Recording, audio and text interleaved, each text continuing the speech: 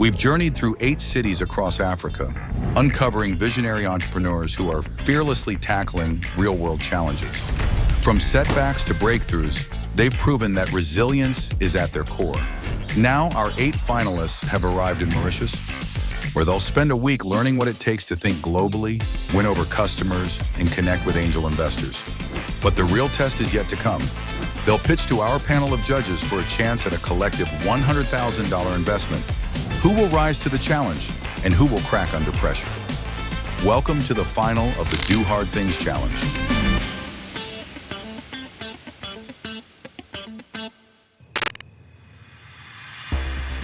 We've reached the final stage of our journey. Today, the finalists will pitch to our panel of judges for the last time.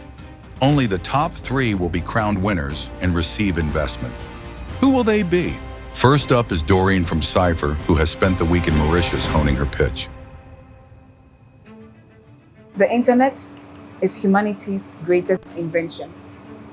Today, we have managed to unlock the ability to share information online. However, this great feat is accompanied by a problem. This big flaw has caused many organizations to lose billions of dollars. But what if we are able to manage and maintain control over our shared images and content online? What if we can prevent any malicious intent made on our shared content using state-of-the-art techniques? Good evening, ladies and gentlemen. My name is Doreen, and I'm the CEO and co-founder of Cipher. Cipher is a digital media platform that empowers businesses to securely share any kind of digital format or content, be it a video, an audio, a document, or even a photo. Let me quickly run you through our core features. Documents uploaded onto Cipher are encrypted with battle-tested encryption protocols and are encoded in a proprietary file format. This serves as an extra layer of security that prevents third-party tools from decoding content on our shared platform. Secondly, with our secure sharing platform, given in an organization, if the management shares a file with an employee, and this employee wants to share it with a third party, the management receives a notification to approve or deny sharing request. Once request is denied, the file cannot be forwarded. In many scenarios, this employee can use another device to take a snapshot, but Cipher's inbuilt anti-snapshot and anti-screenshot feature leverage on machine learning models that detect the camera of third-party devices and automatically blurs the content of the shared file when it notices it. Cipher is going to target mid to large business organizations stemming from engineering firms, tech firms, marketing firms, and also brand design agencies. In conclusion, I'll say that today, cybercrime is becoming a growing threat, but it is also a multi-billion-dollar opportunity that is being prepared for people who are ready to combat it. So join us as we take this innovation from Accra to the world. Thank you. Can you tell us a bit more about that technology? The ability to detect that somebody's taking a snapshot using a third device. What we do is that we are training machine learning modules, so AI modules that recognize the back camera of any device, right? So immediately you point your device onto the camera to take a snapshot. There's a blurring technique on the front end, and then it sends a trigger to reduce the transparency on the front end. So then that causes the blurring.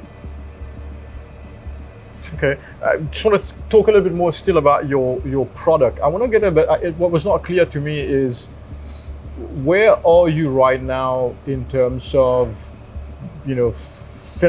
finalizing your product, and do you have a sense of whether you even have a product market fit here? Have you tested anything? Have you, who wants this at the moment? Okay, so currently we have a proof of concept, something to show our potential customers of what we are offering, and we are also we've spoken to industry people who have showed interest in what they want the platform to be like and how they want the platform to look like. You are going into cybersecurity, which is a crowded market with tech giants. So you want your customer, who is also your competitor, to hire you. So even companies like Samsung, Apple, LinkedIn, they've faced data breaches over the years and quite recently. So even these tech giants that we think have robust technologies backing them are susceptible to cyber attacks. Thank you. Understood. Thank you. Thanks. Next up is Denis, who spent the week learning from the best. Now he's ready to give it his all for the final time. Hello, ladies and gentlemen. E-Moti is trying to make transport for you more affordable, convenient, reliable, and eco-friendly. This problem is actually very big. Within our market in Nairobi, there are 3.3 million commuters and 1 million people who actually don't use public commute because it's too expensive. And we're trying to get 20% of the market, which still represents about $200 million worth of a problem. And yes, people have tried and tried and tried, but they're not like us. So we've been able to combine a nexus between hardware and software, which allows us to be more affordable, convenient, reliable, and eco-friendly. And I'll tell you in a second. So this is what we do and what we do differently. We use electric buses and our own in-house system, that is our USP, Manara. So this is our bus. It's 77 passengers. It has a kilometer range of 400 kilometers on one single charge, and it has facilities to accommodate people with disabilities, pregnant women, and children as well. And I want you to meet Manara, redefining the term touch and go.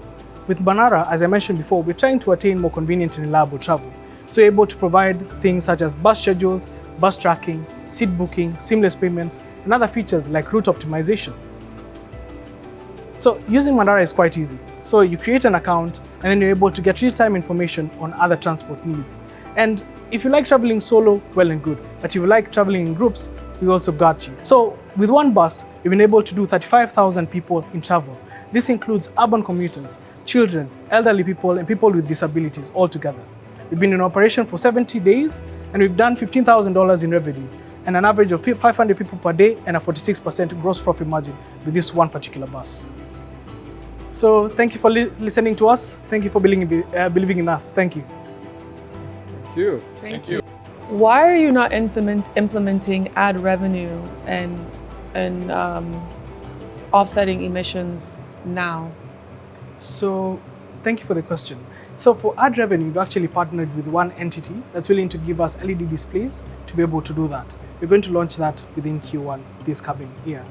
Okay. For the carbon credits, you need to own the asset to be able to claim the carbon credits and sell Okay. it. So currently, because we don't have the capacity, we're doing a lease model so we can be able to expand and then eventually grow in depth. So that's why we can't really implement it as of now. But eventually, our strategy is to own and be able to sell. The revenue we get can be able to offset the cost for the customer.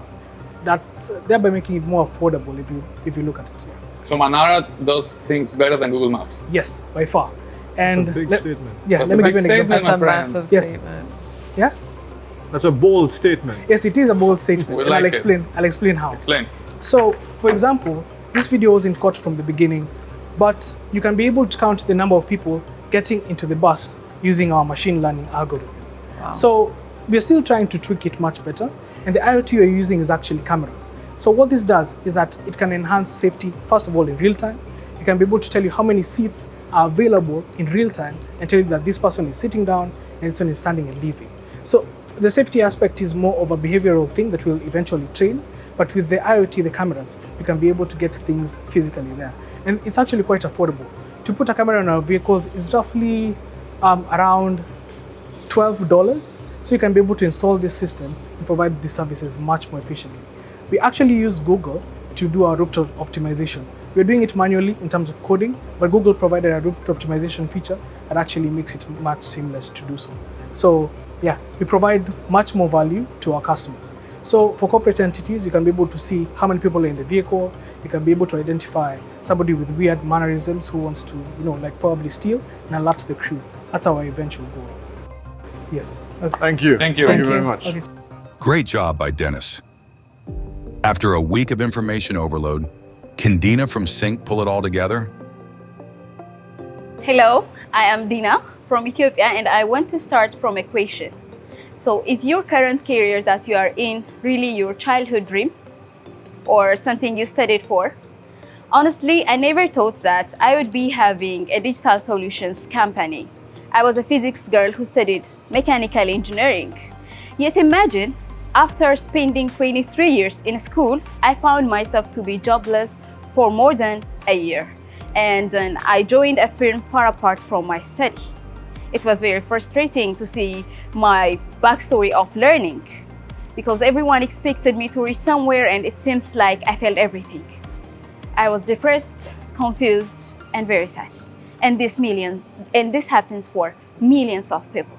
But learning is like a treasure hunt.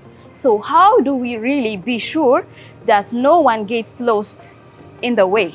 So we really transform learning contents into an adventure as it is a pillar for our continent. We make this by gamification, storytelling, interactivity, adding engaging contents, and planning to have augmented and experiential realities.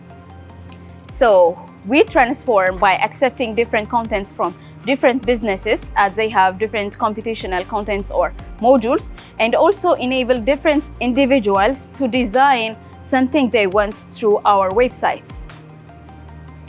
So picture this, a farmer mastering conservation of soil methods by just playing in a game-like platform. That is what we made true for 17,000 agricultural extension workers while working with GIZ, Common Sense, and Ministry of Agriculture. SINQ consists of learning enthusiasts who are software engineer, storyteller, and visual experts, marketing personnel, and research and development person. And we are mentored by an international expert who has an experience for more than 14 years in this e-learning system. So together, let us make a learning journey alive with SINQ. Thank you. Question from my side. What is the tech that you're using? We are building our website to be a designing website. So we provide them with some templates that they could really design with us, or that is for us to design it. So you're competing with Canva? It's not Canva because they are not making an interactive design for education. Yet. Not yet. At least not yet, yeah. Okay. How do you actually scale? Currently, we are going to organizations and corporates that have training modules and specifically aided by NGOs. Thank you. Thank you. Okay, you're welcome. Abderrahman has a bold idea that he's been refining during his time in Mauritius. Now he's got to put it all together. Did you know that over 60% of the VR users in the world are dissatisfied from their experience with the VR technology available now? The three main problems that they face is the weight. Over 700 grams of weight for a VR headset, it's too heavy. The battery capacity life, it's only 2 hours. It's a short battery life. Without talking about the performance, which is really low due to the limitation for the chips that are available now for the VR headset. I'm talking about the CPU and the GPU. I want to mention that these problems have been validated with more than 300 experts of VR around the world through our UX research. And we are solving this by introducing to you Nova Pro, our next generation VR headset that not only 30% lighter than our competitor, but also have 6 hours battery life capacity extended on it. And all of this can happen only with spintronic technology. All of this device here work with microelectronics, which is the normal thing that we use in the semiconductor industry. But spintronic technology is different. It consumes less energy, and produce less heat and give better performance. And beyond the hardware, we are working on something really exciting for the short term, which is an opportunity to you to watch your favorite football game right there at the stadium, engaging with other fans without the need to be at the stadium. Just find any VR headset in the market now, go to Deepcast, our software, and enjoy the game. And here is the demo. The tickets are sold out. Say no more. Deepcast in the game. Immerse yourself in the stadium and engage with other fans.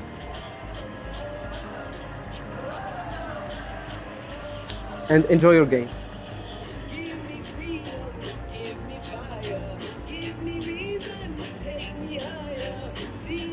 And to do this, I have with me Moulay Al-Hafidi as the chairman of Novate, with more than 20 years in experience in academia, and he is also a serial entrepreneur.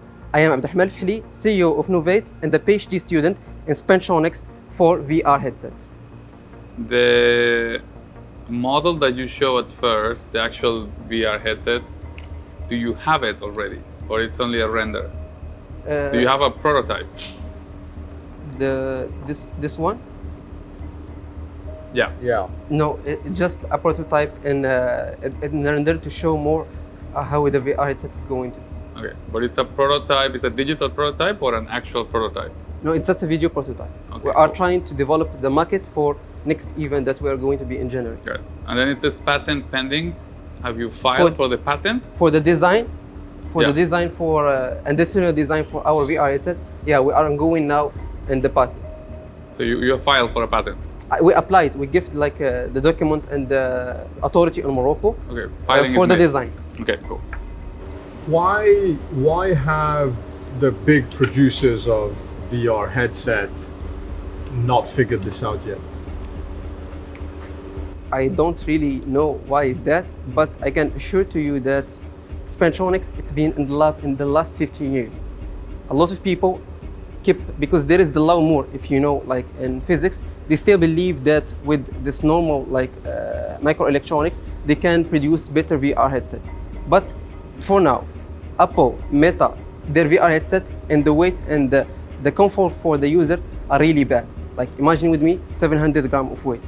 Zuckerberg was that a couple of years ago, sort of announced to the world that the metaverse is the next big thing, and sort of that's how we're gonna all live. We're all gonna be using these VR headsets and whatnot. But it hasn't really picked up. You still feel confident that there is a future in here where people would rather put on a VR headset and watch a football game instead of going to the real stadium or watched on TV. Yeah, I can. Why are you so optimistic about that industry picking up? And the projection about that, it said that from now to 2030, we will have about 1 billion users of VR. Okay. Thank you. Thank you. Thank That's you. all the time we have. Thank you very much. Despite a few setbacks, Samar has thrived in Mauritius. Now she needs to show the judges everything that she's learned. Good evening, everyone. My name is Samar. I'm from Egypt, and now I'm introducing to you my startup Edulga, the digital arm for the new educational system. We're connecting global high quality educational content in one database, and it's graphically connected.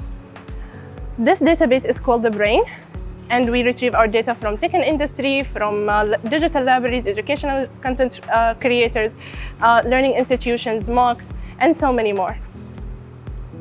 We then feed this data into an AI, very much like how ChatGPT can generate for you different use cases. We can generate limitless learning experiences that is personalized for each student, very much like lifelong learning roadmaps, courses, videos, podcasts, intelligent books, and even curriculums. So let me walk you through the user experience. A student will log in our website.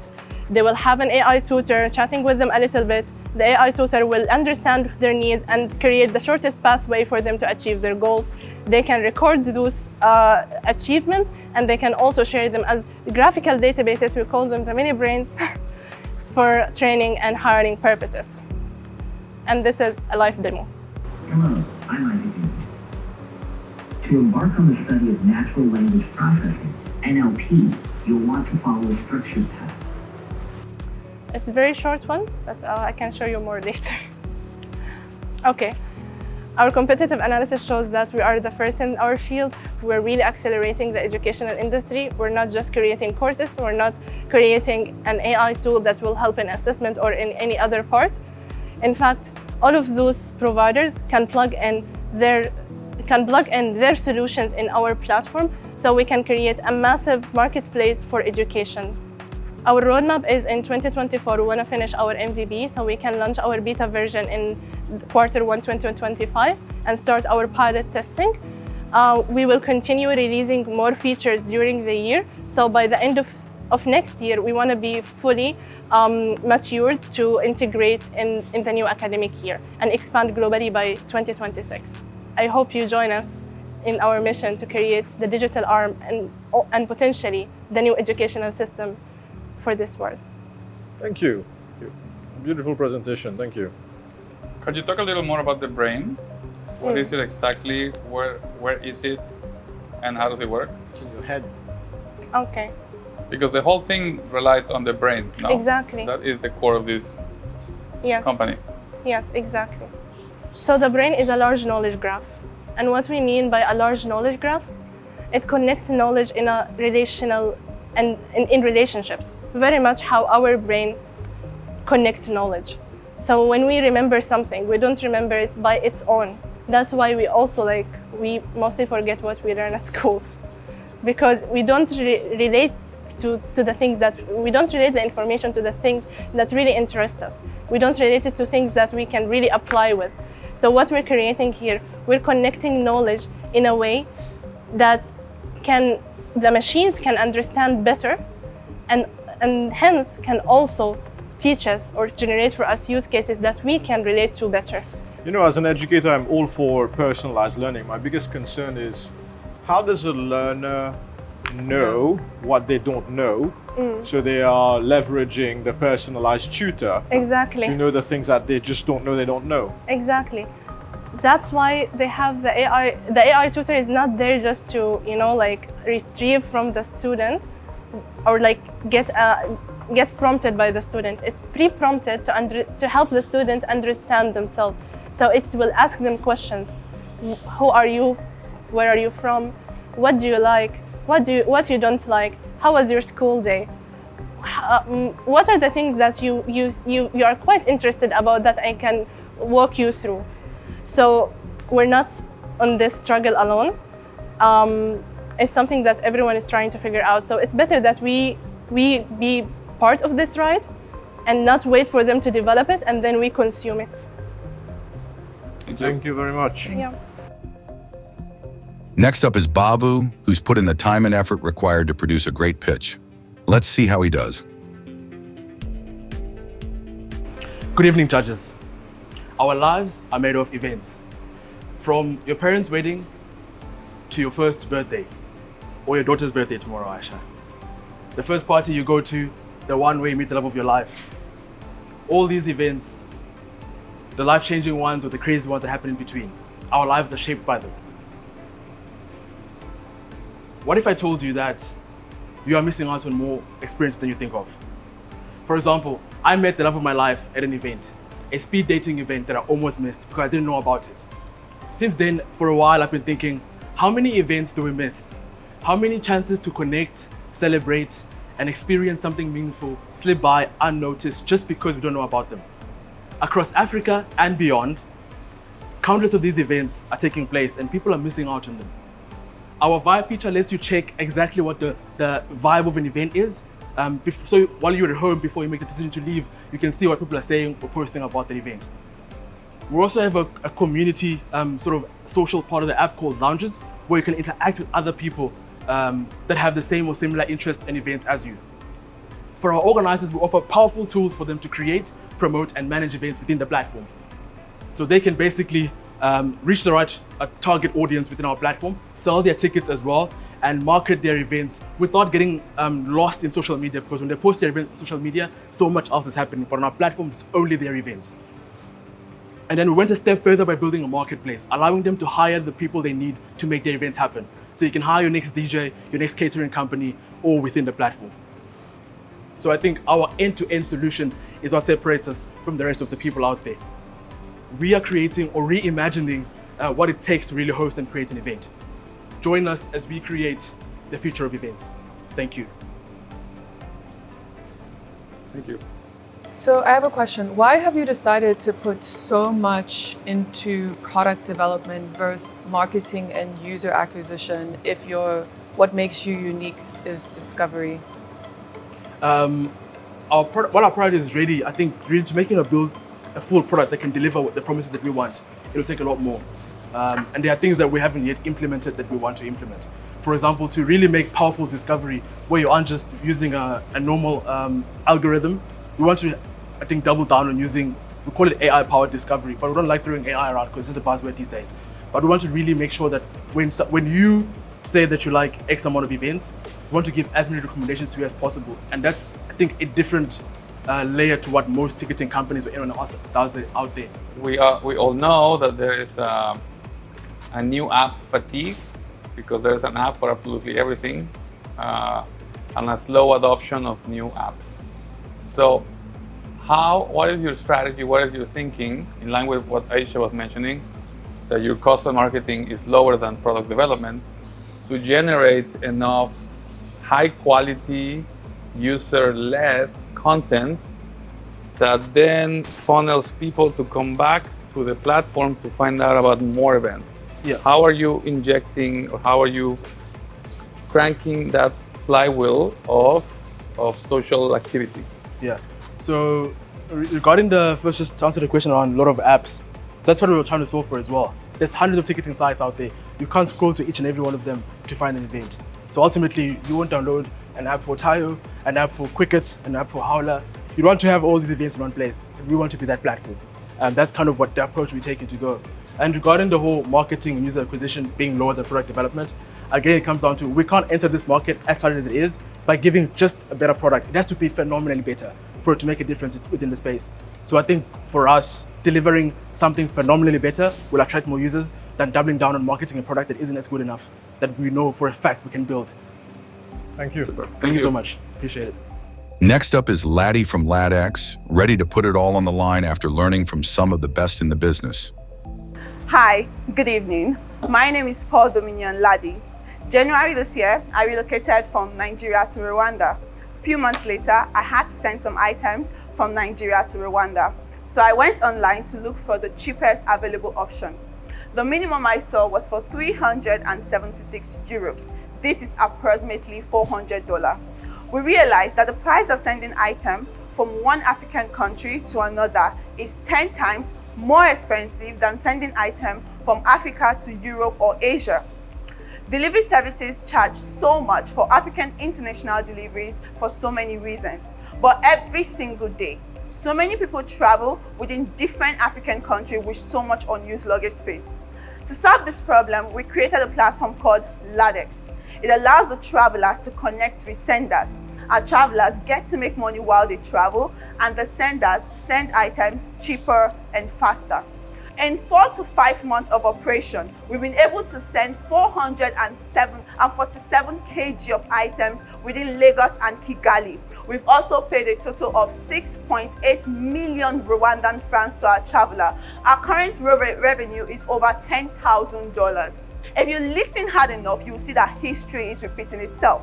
DHL, Airbnb, and Uber are all companies worth billions of dollars today. They solved massive problems using unconventional way. LadX is building a platform to help Africans send and receive items seamlessly.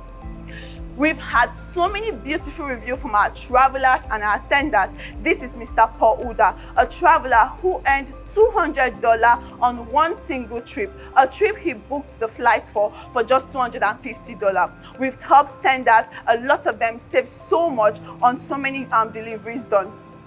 LadX, connecting Africa, one parcel delivery at a time. Thank you. So what you're trying to build is a Pan-African smuggling company. Is that correct? Not really, but okay. A smuggling would be illegally bringing an item into a country, but we're legally doing it. Okay, cool, perfect. Now let's talk about the legal part of it. So, how are you managing the adoption of this new way of doing things? For example, Uber experienced massive retaliation in new markets from taxi drivers, where Uber drivers were beaten down, their cars were completely trashed because an existing delivery mechanism was not accepting this new model. So how are you envisioning this implementation or this adoption risk for yourself? Thank you so much for that question. again, we've acknowledged the risks that is involved in trying something different and trying something new. It is disruptive, and we're not afraid to do hard things. So one of the things we're doing right now, first, we're already having conversations with key stakeholders like airlines, because they are going to be one of our major stakeholders. We are also working with local delivery services. Then moving forward, as we begin to expand, we're going to make sure that we take all legal issues proactively. So we don't wait for the problems to arise. We already look for how to get into it and mitigate it. And you don't pay yourself? Oh, no, right now, no, but the employees that we have are being paid. Do you want to get paid? Not yet. Well, we have milestones. That comes later. Thank you. Thank you so much. Last but not least is Gift, a talented entrepreneur who's been exposed to some great ideas over the past week. Good evening, judges. My name is Gift, a product engineer, and alongside my co-founder, Melvin, we boast a joint 10 years of experience building and scaling e-commerce solutions, and we currently lead the ever crazy and resilient team doing hard things at Chao. At Chao, we are building convenience in shades of fast and reliable food deliveries, grocery deliveries, and medicine deliveries to cater for campuses and underserved communities in Nigeria. The Chao app allows users to order from their favorite meals from their stores around them, and enables these stores to manage the process of fulfilling the orders, linking deliveries with the nearest available Chao bearers, which are our deliverers. We've gone on additionally to build some features like the Chao Wallet, Chao Points, Chao Now Pay Later, and group ordering. Also, on the business side of things, inventory management for the stores, point of sale solutions to enhance user convenience and streamline processes. Generating revenue primarily through dynamic distance-based delivery charges. In 12 months of beta, we processed $50,000 in gross merchandise volume, successfully delivering more than 20,000 orders. But in spite of the challenges faced, we've been able to do this across multiple campuses, 3 regions in total, currently operational. But that's not the best part. At Chao, we believe that efficient service starts with a happy rider, and we've built the best rider program in Nigeria, currently giving our riders access to health insurance, educational incentives, a system with which they can grow in. And in 12 months of beta, we've disbursed over $10,000 in payouts in a time where over 10 million residents of campuses and densely served communities are left in lack of essential delivery services in Nigeria. The fate of convenient food delivery rests in the shoulders of one startup. Our name is Chao. The best time to back us was yesterday, but the next best time is now. Thank you very much. Thank you. The riders will not switch, will not jump ship for a better salary? Yeah, I mean, I would be frank, that's also something we think about. And that's why we try to invest more in our riders. We might not have the volume currently because we are still in beta to pay them enough like the big players. But the fact that we treat them as key stakeholders in what we are building keeps them loyal. I love your passion about your business and clearly your target audience. What I'm not clear on is what is innovative about Chao? Is it around the way you're doing business? Is it around the technology? I did hear you kind of breeze through the wallet. So just talk to us a little bit about what makes you different. All right, thank you very much. For innovation, we like to see it as something that has come up from our experience. So when we started Chao, we were some bunch of guys, although before now I've been into e-commerce. I built my first startup, which eventually failed. So I learned the hard way that it wasn't really about how innovative the idea was, but about the distribution strategy, how we can make it effective enough or be able to get the business to join and use it very well. Thank you. And that's that. All 8 pitches are complete. Now it's time for the judges to deliberate on who they think should walk away with the investment. Fate of these 8 founders are in our hands. $100,000 to distribute. 100K. Let's make good judgments, judges. Yeah. Good decisions come from good options, said someone. Pepe. It will not be mentioned. Someone that paid my salary. seeing the founders take in all the learnings and really incorporate them into their pitch, which means they do have a growth mindset, which is really important to have as a founder. It's been really exciting to get the opportunity to be a judge on this panel. But what really sucked and actually made me quite emotional is having to make this decision, because they all are very incredible. They all deserve the investment. All right, we keep. Yeah. I want to hear more about this one, because I'm not sold. This one, nothing. No, this one. Oh, I just think it's... Where's the Do innovation? you like the business or you like the founder? Where's the innovation? I think it falls back on the founder, right? She is extremely driven. And I think no matter what, the experience will be good for her. She will be a second-time founder, a third-time founder. I always enjoy seeing young people who are passionate and committed to an idea. And I think every single one of the presenters, every one of the finalists carries that passion, that belief in their ideas, sometimes a little naively, which is understandable. They don't have enough world experience yet. They don't have enough professional experience yet, but maybe that's what makes entrepreneurs, right? They are mavericks. They don't know too much, and they are willing to take chances and come up with disruptive ideas and crazy ideas, and sometimes, you know, that leads you to having real transformative leaders and entrepreneurs. Leveraging tech and business to solve meaningful challenges. That's what the Do Hard Thing pod says. Yes. Right? It was fun. It was fun. I'm glad that we bring different perspectives and different angles, and I think we individually have different biases in terms of, you know, what we think is a viable business at this sort of stage of their development that warrants, you know, financial support. But it made for a very good, rich conversation. I think we complemented each other's thinking pretty well in terms of, you know, really taking as much of a holistic view around, you know, what are we supporting the entrepreneur, the idea, the craziness of the idea, the viability of the idea, the ability to generate revenue and have cash flow a lot faster, all of which are relevant. But yeah, it'll be interesting to see what we end up choosing. One of the main challenges that we have as judges when we are granting prizes or investments is getting credibility that you know what you're doing. You don't need to have all the answers, but you should have done the research to know what is it that you could potentially encounter out there. And that's the best pitches that we had so far were people that had done the research. They knew their subject, they knew the problem, and they looked into solutions, which may change, but they knew the problem like they knew their own hand.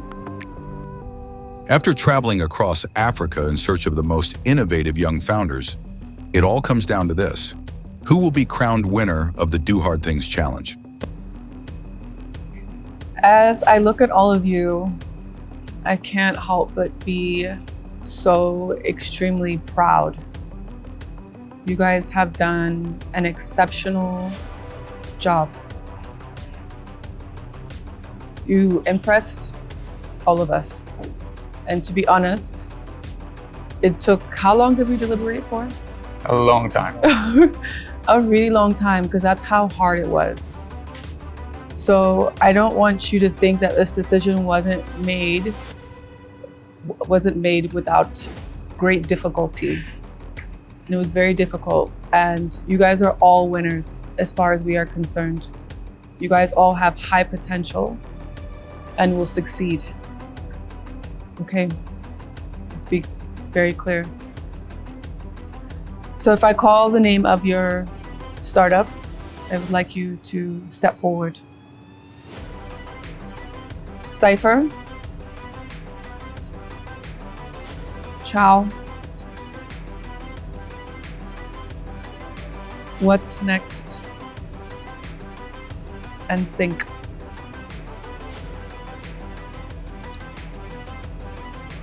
Unfortunately, you will not be getting the investment today.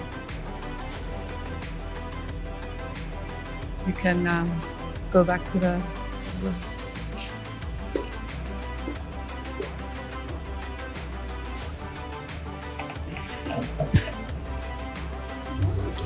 The four of you are standing up here because it was an argument between the three of us on who's going to win the investment or the investments.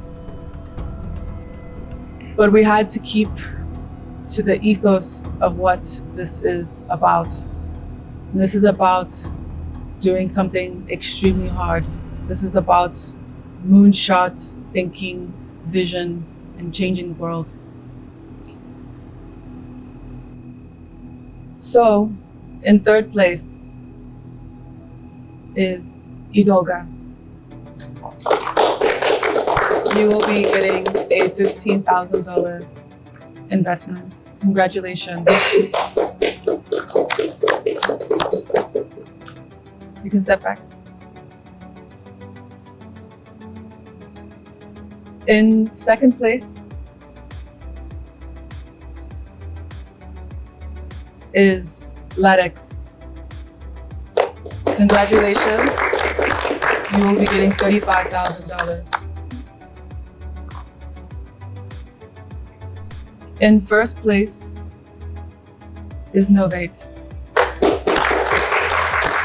You will be getting $50,000. E-Moti, Denis, you're standing up here because we believe in you.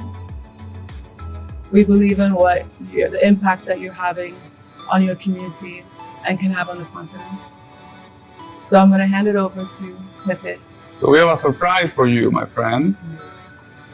Like Aisha mentioned, it was a very tough discussion. All of you are doing amazing things. Even the order of things was complicated, looking at the rubric, moonshot thinking. But I'm very happy to make a personal investment in the E-Moti of $5,000.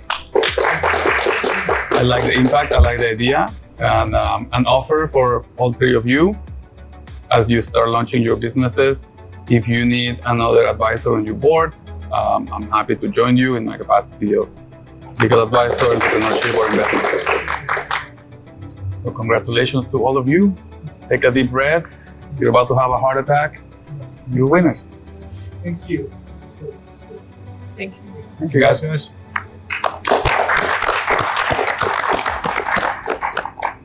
I feel happy. I feel happy. I feel I have people who believe in my idea. It's been amazing. It's been intense. I'm just sincerely excited to be part of the winning team and to being able to get financial support to be able to scale our operations. I think I'm really grateful for that. I called my team. I called my uncle. I called everyone I know. But yeah, I called them all. They're all very happy to me. They were waiting actually. It's even like a bit late in Egypt and in their places, but they waited to hear the news. I came here to win, and my vision was to take the first place all the time. But at a certain time, when I was sitting like there, my heart was, it felt like winning, like it's great, but I'm like, it's hard. It's hard to explain how it is. Like, because someone lose and someone like won. So there is like someone getting happy and the other one will be sad. And that's for me, it's something hard to me to tackle or to see. So competition, it's not like the best thing like for me to see or to be, and just I get to understand now that. If there's one thing the entire experience so far this year has taught me, is to always take both steps and always believe in oneself. So I badly wanted to start building something and to build something that was going to help, especially create jobs in Africa. And so I made some serious decisions. First, I sold my car so I could come back to school so I could afford to pay my tuition. They're really excited. There's a lot of things that we need to do as of now in development of our software. So this would really help in going that step. I'm grateful. I'm grateful for where I am. I think I wouldn't ask for anything else. Abderrahman actually mentioned something.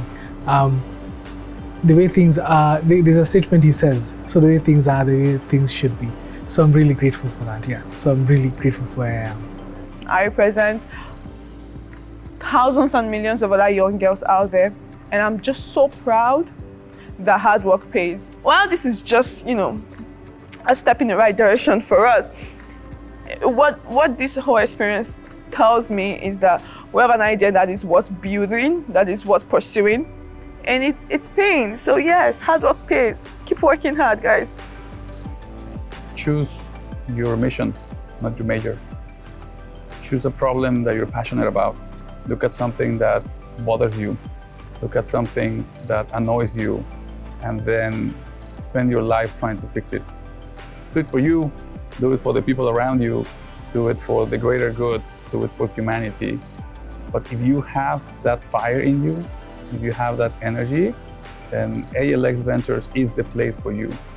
And you should try your best at changing the world, because only the crazy people do, because only they try.